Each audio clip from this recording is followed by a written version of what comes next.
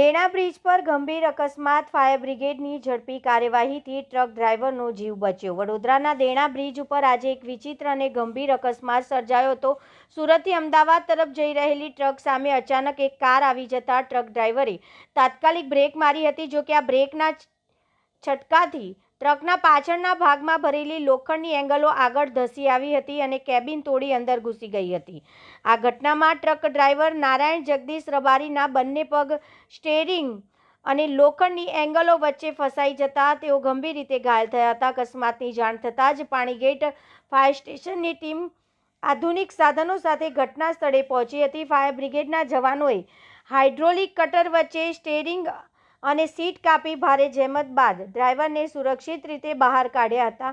ત્યારબાદ તેમને તાત્કાલિક સારવાર માટે હોસ્પિટલ ખસેડવામાં આવ્યા હતા। ફાયર બ્રિગેડની ઝડપી અને સતર્ક કામગીરીના કારણે એક વધુ જીવ બચ્યો હોવાનું સ્થળ પર હાજર લોકોએ જણાવ્યું હતું।